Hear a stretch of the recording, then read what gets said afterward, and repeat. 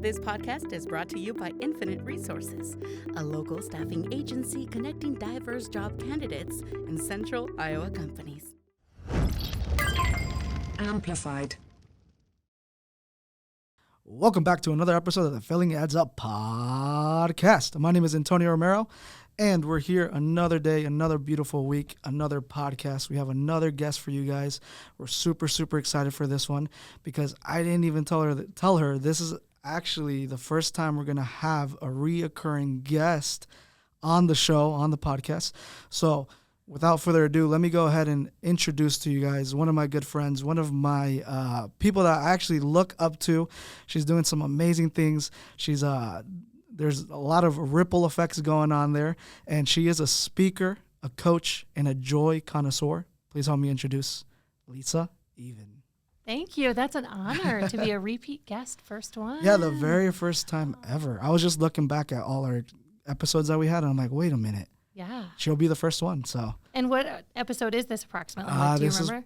This will probably be, we have some backlogged already that haven't released. So this will probably be maybe 18 to 20, somewhere in that range. That's amazing. Yeah. So I think you came on around 6 or 7. Yeah. Early. You were kind of one of the early ones. Yeah. So I think one thing that caught me off of your introduction there that you please need to explain to us, and it's going to be a huge topic of today's episode, joy connoisseur. What does that even mean? What does it mean? Well, just like it sounds, if you enjoy good wine and you're on the hunt for it, right? So you're trying all these different things. It's kind of like that experiential component. That's what I do with joy. And it all trickles back to a story, which I can tell here in a bit. But about 8 years ago, we decided, my husband and I, we wanted to redesign our life, that we would chase joy like it's our job. And so just like you would chase good wine or good food, we chase joy. And what was like the initial thought behind that? Like, why joy? Why not fun? Why not energy? Why not, why was it those 3 letters? I think it's because if you look up the definition, it talks a lot about like the feeling. And I think happy is very similar, things that bring you happiness. But for us, it was just like, we were sitting on the couch and I looked at my husband and I'm like, we are chasing our tails, chasing doctor's appointments and work meetings and our kids and the housework, and we're exhausted. And he kind of looked at me, he's a quiet guy, and he's like, yeah, kind of like, you're not wrong, right? And I was like, what if we could chase something else? Like we could chase fun, we could chase joy.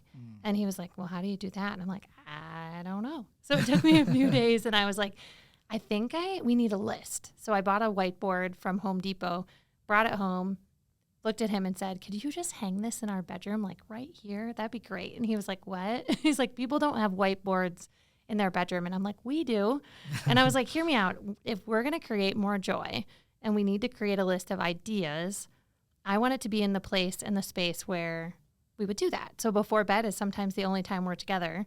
So I want to dream about it before bed, and I want to wake up and see it in the morning and think, what's on our list? Like, let's get out there and do it. So that's really how it started. It moved from a list to a calendar, and now our kids do it, and then I wrote a book. That's what we need to talk about right there. That's a perfect transition. So I've known you, 2, 3 years, 4 years maybe? Yep. And I remember you know, and we can talk about how we met as well through another amazing mission that you're doing. That anytime people hear what you're trying to do, they're like, wait, what? Yeah, it's right? a second take, you know, like what is she trying to do? Is that even possible? Yeah. But yeah, going back to the book is, you know, over the years, you can tell how passionate you are about those 3 letters right there. Yeah.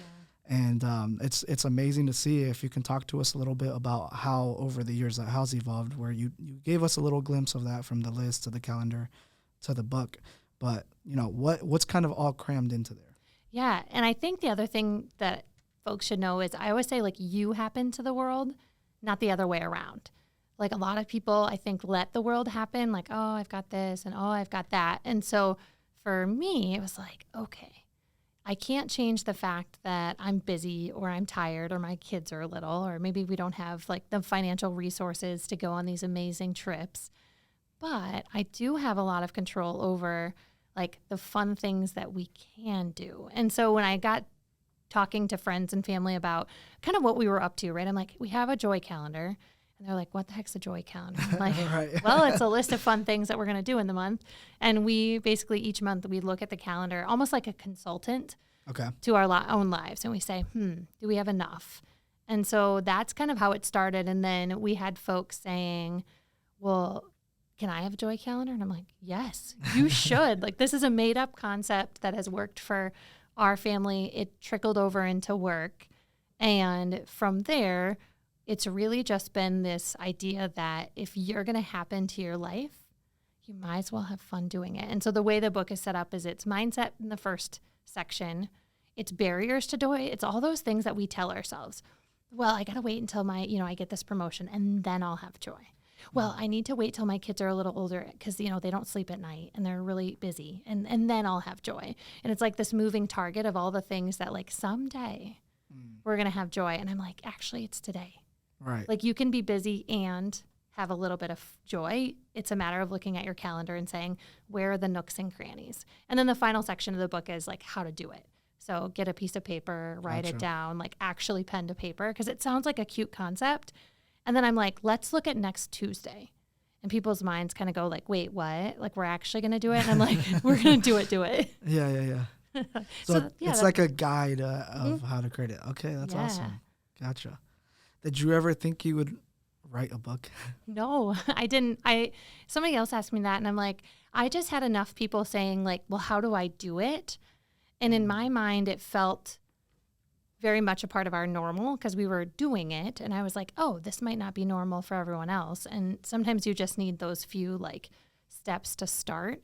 And I thought, well, if I could write down on how to start and how to do it, then maybe somebody else would be compelled to create more joy. And so that's how it kind of came about. And then I made a list of like Post-it notes all over my kitchen counter and was like, okay, if I'm going to tell them stuff, here are all the things that I want to put into it. Gotcha. So that's kind of how it came to be. Is that the idea behind the cover too? Oh, okay, that's cool.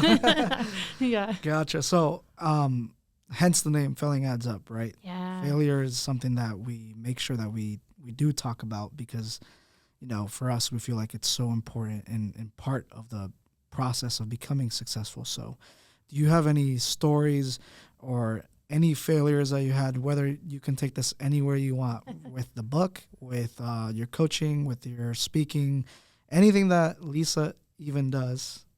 Is there any failure or has it always been rainbows? Oh, wouldn't that be nice? That'd be so nice. No, I like to say like there were a million, even in the book process of just, putting things on paper. I spent a good month probably trying to write. So I would sit down and I would write and then I would erase and then I would write and then I would erase. And I was working with a book coach and I went back to her and I'm like, okay, I'm failing. Like I'm not doing this right. Yeah. Like it's not going well. And she looked at me and she's like, Lisa, part of the reason is just, we got to look at it a different way. She's like, do you write a lot? And I was like, no. She's like, what do you do a lot of? And I was like, speak. I talk a lot. And she's like, okay, so let's go there. And I downloaded the app called Otter, which is a voice transcription app. Like basically you speak into it and then it will capture the audio and then it will also put it like the text. Into text, okay. Yep. For people who've never heard of that. I hadn't have heard of it before. And then I just started speaking. So I would take a Post-it note and I would start an audio recording and I would say, I think this and people should do that. And before I knew it, I had like 6 or 7 minutes for each topic. Yeah. And then that became the book. So I didn't actually write the book. I spoke the book. Gotcha. But I had to fail in the beginning to be like, this is not working. And then there were a ton of like formatting and figuring out how to get it on Amazon. Tons of times where I looked at it and thought, you little turd. Like, we can do this, but this is painful. Yeah, the back end stuff that no one sees the bloopers, right? Yeah. So what else? Like, give us insight into that process of like on top of that, like hiring a coach, or is there anything else that you had to do that kind of helped you not shortcut, but like elevate or speed up that process in a way, or just help you overall? Yeah, number one, the book coach for me was helpful because I had never written really, right. Other than like emails and At things school like, and stuff too, yeah. So that was really great. She was perfect for process, and then also my accountability buddy. She'd call me out and be like, I think that's an excuse. And I'm like, oh, you're right.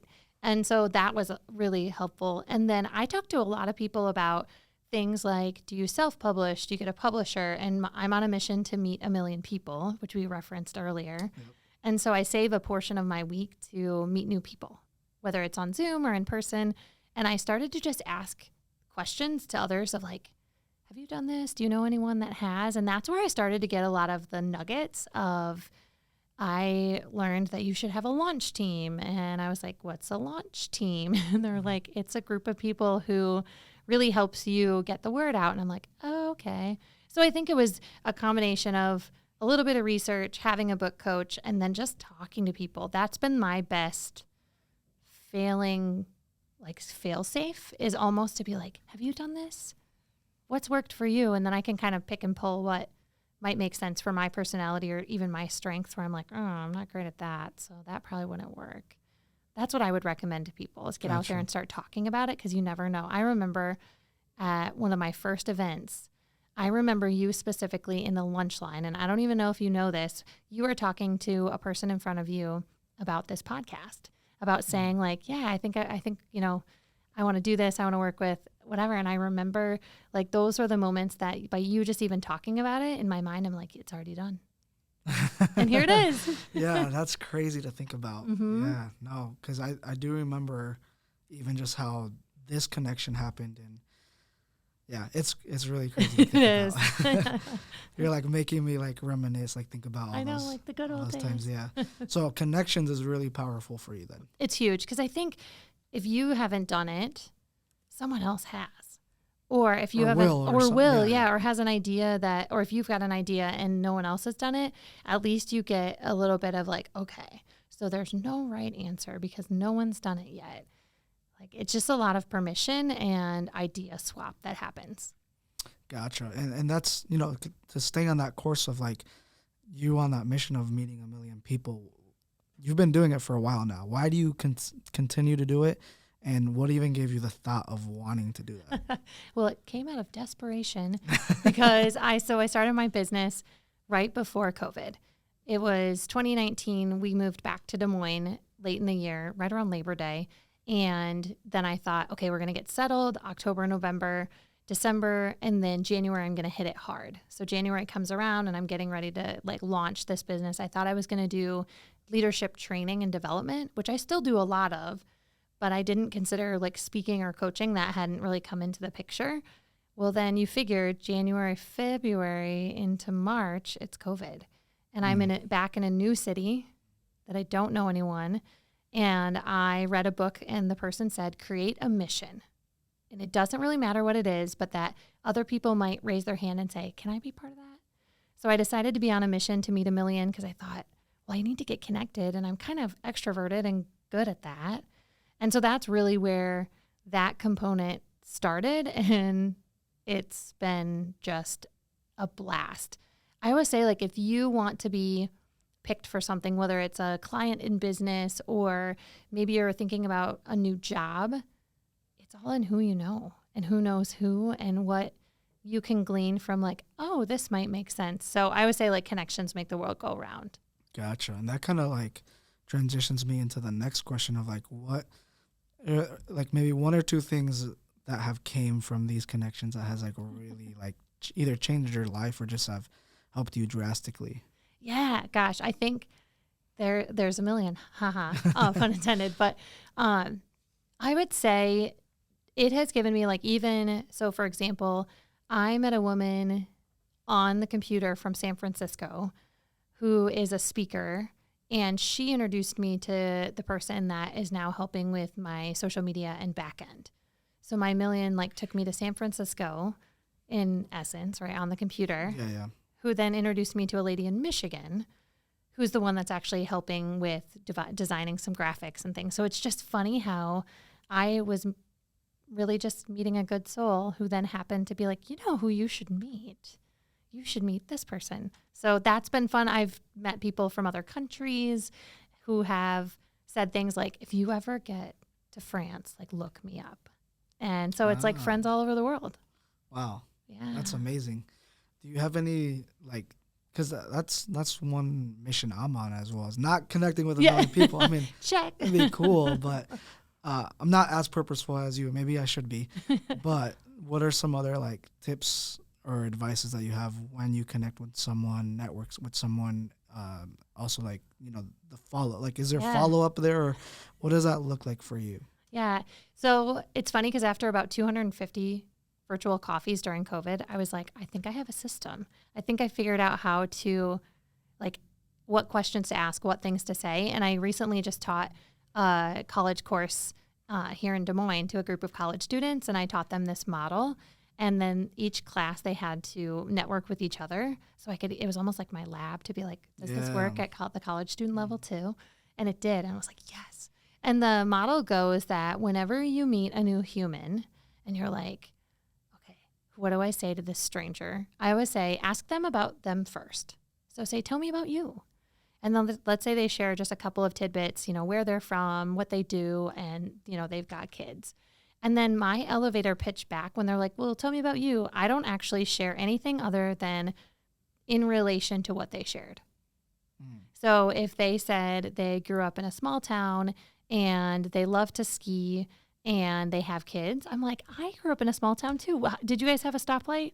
Or I said a couple of stoplights, you know, and I'm like laughing. And then they're like, you know, I love to ski. And I'll say, you know, I've only ever skied once. So it's almost like me responding in relation to what they shared. And then they say they have kids and I'm like, you know, I'm right there with you. I got a 6th grader and a 4th grader. Gotcha. Because I don't actually need an elevator pitch. I just share. You're looking for the connection. I'm looking for the connection. Yep. Gotcha. And then through the conversation, I'm usually on the hunt for what I say, the 3 H's, which is heartburn, horizon, and how can I be helpful? So heartburn is like, what's that challenge in their world? What are they working on? What are they faced with? It can be good and bad. I call it heartburn because it's like when you know, anybody can talk about like the things that are harder, right? And they're like, actually. And then I talk about horizon, like where are they dreaming to? Because we all have that little like kid inside of us that's like, someday I'm going to do the thing. And then the last one is just how can I be helpful? And most of the time they'll say, I have no idea. And it's almost like propping the door open and saying, well, the door is always open. And sure enough, about 6 months later, they reach back out and they're like, Lisa, you remember when you said, how can you be helpful? Do you know anybody that works in social media? Do you know anyone that has a podcast? And it's like, actually, I do. So that's how I structure those conversations. And I do that same thing over and over. And I get to hear amazing like nuggets and stories and just memories and moments from, I don't know, all walks of life. Yeah, that's amazing. Again, the one word that keeps popping back into my mind the more and more you talk is like purposeful. You're being purposeful about these conversations and like everything that you're doing. Yeah. It's powerful. Huh? Oh, thanks. Yeah. And it's super, like it fills the bucket. Yeah. Oh yeah, for sure. So this was another thing going a little bit off topic, but you were just on the news. Sometimes you get scared saying that. Like, I don't know, was it a good thing or a bad thing? But you were just on, I don't know if that's released or not. You were on Channel 5, weren't you?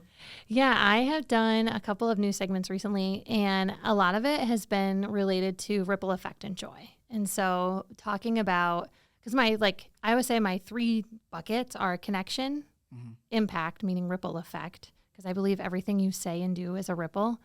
It's like happy or crappy, your choice, and then joy. So connection, impact, and joy are like the 3 things that I'm like, should we talk about that? Like I could talk all day long. Yeah. Those are your 3 things. Yeah. Gotcha. Okay. Yeah. So we were talking just a little bit about ripple effect and how like sometimes it just takes 2 minutes. Like you never know how you're going to change someone's life. Oh, okay. So do you kind of try to like intertwine them? I do. Yeah. They're kind of like, I'm always like, if you want to have like make an impact in the world, but like have fun doing it. Like have a little joy along the way, and you're going to need some people to help you get there. And so that's where the 3 for me are like a 3-legged stool of like, if you're meeting good souls and you're making a difference and you're having fun, like what else is there? Gotcha. So what are you trying to continue doing now? Yeah. What's next? In 2024, I'm thinking about podcast. I was like, I'm sitting here looking at all of your equipment. I'm like, okay, I'm watching you like a hawk. Like, okay, how does he know what to ask me and all the things? I don't know what to ask you. You're a great conversationalist, so it's easy to chat. So yeah, I think that's the big thing in 2024. I've actually had a few people reach out about doing a Joy is My Job for Kids. Oh. Yeah. Okay. I had a teacher reach out and say, could you do a kid version so that we could do like a school-wide book club? And I was like, oh, how cool would that be? Yeah, that's a great idea. Yeah. So those are some of the things like percolating. And then I love to public speak. And so I do a lot of conferences and retreats. And I think that's another like venue that in 2024, I'm like, yeah, let's do more of that. Okay. So this year, was it mainly like the book that you were working on? That was the biggest thing. That was the biggest thing. And then my events, I host connection conferences called Rising Tides, which it kind of all goes back to the idea of ripple effect. Yeah. So it's like all, rising tides lift all boats is the idea. And so with the book and then the event, those were the two big things that were like taking up most of my brain space this past year. Gotcha. And that's the crazy part. You do this all full time. So they're like the ripple effect and like speaking and all that is kind of how that you're able to sustain an income and stuff, right? Yeah. Yep. That's how I like really the keynote speaking workshops and then coaching and then my events or like the people are like, what do you do? And I'm like, what do I do? But those are the 4 ways I make money. If, people are like, can you do that for a living? I'm like, yep, that's what I do. And it just took a while to figure out, okay, how do you package a message so that people want and can hear it and can digest it and then go out and do something with it? Because that's the component for me where I'm like, tomorrow at 2:00, like, let's look at your impact or your joy. Like, what does it look like tomorrow? And that's where people start thinking like, yeah, I get texts from people and they're like, tonight we checked something off our joy list. And I was like, action. Yes, that's what I want to see is action. And so like when it comes to the coaching, is there like something certain that you're coaching around or? That's a great question. I've got kind of 2 camps, I'll say. Some of them are hired by companies. So the company reaches out and says, we have a couple of leaders that have requested either like by choice or maybe an opportunity where they're like, they need a little coaching. So we'll talk a lot about, employees and team members and engagement and morale. So I've got a slew of those. And then the other group is really more around, I call it like success coaching, where they're oftentimes somebody who has a dream that they want to activate on. And so they come and they say like, hey, can we meet a couple times? I want to get, my book or my podcast or my business, or I've got, this idea. And so it's a little less tactical and more like strategy meets planning, if that makes sense. So there's like 2 different groups, which is kind of interesting. I don't know that a lot of coaches do that, but I enjoy both. Like I want to get in the nitty gritty of like the team stuff. Gotcha. But then I also want to dream with people and think about how do we put that into action. I started as a project manager and in strategic planning and then moved into operations. So I've kind of got the 2 sides of the brain. Okay. So. You do a lot then. I do. In other words. I know, right? Like I have a really good assistant who helps me with my calendar. She's like, we'll put it right here. I'm like, okay, great. And she's been great too about, I would say, thinking about joy and just leaving a little bit of downtime. That's been like a lesson learned in my first 2 years of business. I just ran to the point where I was like, and now I'm tired. There's no joy. There's no joy. Yeah. And so it was kind of great that last year was a little bit more focused on like I got more writing time and a little bit more downtime. So that's been good. So we'll kind of end it off on that. Like what, is there any things in particular that like for you help you find joy or how other people can find joy? Like, again, do you break it down to, okay, let's go into your hobbies or how do you kind of do that? Yeah. So if you read the book, which you should, there's a ton of ways to like actually brainstorm your list, but I have a set of joy challenges that I give people. So I have a bunch of them, but I'll give you maybe like 1 or 2. And those are, if you're saying to yourself, I got no time, there's like no time, where would I fit this? Or you're saying I'm really tired, there's no time, like I don't want to do joy in addition to all my other things. I always say, look at your calendar and think to yourself, when are you awake? What's your awake time look like? We're going to put something in your awake time so it's not in addition to, and we're going to look at, like for my husband and I, he works 12-hour shifts. I have a weird schedule. So our date time, I'm going to give you 1 hour 1 hour challenge. That's your challenge. And when I say that, you have 1 hour in your day. My husband and I usually do date night from 3 to 4 p.m. once a week because our kids come home from school. We give them a snack. They love their technology. They just want to veg. And we're like, Mom and Dad are going for a coffee date. We'll be back in 1 hour. So that's the first challenge. And then the second one is what I call experience times 3, meaning look at your calendar and find 3 pockets and just put the word joy and then come up with a theme. So for us, I'll give you a couple examples. We try to tailgate at 3 different sports: volleyball, basketball, football. We're in the parking lot at a volleyball game tailgating, and my kids are like, Mom, they don't even know. And I'm like, you know what? You're right. They don't, because we're the only ones in this parking lot tailgating. And then, we get to football and there's tons of people tailgating. We also have done parties with friends. Like we had a Bridgerton party. And so if you can book your joy in groups of 3, instead of being like, oh, it feels like a lot of work, book 3 spots and then come up with a theme. Meals, things you like to do, and just get out there and do it. But there's a ton more in the book. And sometimes, like I said, the hardest part is getting a list. Gotcha. Okay. There it is. There's a joy for you. Yeah. So lastly, where can people follow you? Where can they reach out to you? Where can they buy your book? Where can they, get involved with you? So if you go to lisaeven.com, that's where you can hit the contact me button and you can book like virtual coffee or reach out if you've got like a speaking or a workshop thing. And then there's also a shop button and that will take you, right? The book will be there. You can also grab it on Amazon. Joy is my job. And then I'm on social. So Facebook, Instagram, and LinkedIn. Awesome. Thank you so much, Lisa, for taking the time. I hope you guys enjoyed today's episode about joy, right? And thank you so much for all the support you guys have been showing us. It truly, truly means so much to us. If you want to get any behind-the-scenes look into the podcast, make sure you check us out on our social media pages. We're on all the platforms, so it's going to be at Filling Ads Up Podcast. That's at Filling Ads Up Podcast for all our social media platforms, Instagram, Facebook, TikTok. I think we got most of them covered. If you are listening to this at home, make sure you hit the subscribe button on whichever platform you're listening on, whether that's Apple Podcasts, Spotify Podcasts, or Amazon Podcast. And then thank you once again for tuning in on YouTube. If you liked and enjoyed this video, give it a big thumbs up. Make sure you share with your friends. Comment down below any questions you have for Lisa. I know she'll probably take some time to look at those. Make sure you head over to her pages. Let her know Filling Ads Up sent you over. Thank you once again, and we'll see you next time. This podcast is brought to you by Infinite Resources, a local staffing agency connecting diverse job candidates in central Iowa companies. Amplified.